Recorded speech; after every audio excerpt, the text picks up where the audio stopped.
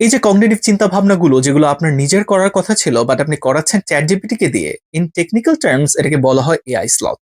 By nature human brain tries to save energy. Critical কোনো কিছু আপনি নিজে করতে চাইবেন না, আপনি চাইবেন ডেলিগেট করতে।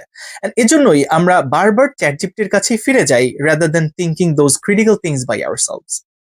এমআইটিতে একটা রিসার্চ পেপার পাবলিশ হয় ইন 2025। তাদের মোটিভ ছিল এটা দেখা যে হিউম্যান ব্রেইন বেসিক্যালি কিভাবে কাজ করে যখন আমি লার্জ ল্যাঙ্গুয়েজ মডেল ব্যবহার করছি। তারা 54 জন মানুষকে 3টা গ্রুপে ভাগ করে। তাদের কাজ ছিল একটা এসে লিখতে হবে। 3টা গ্রুপের মধ্যে প্রথম group, they will not use any technology, তারা নিজেদের থেকে এসে লিখবে। Second group, they will use Google searches to find information and write the এসে।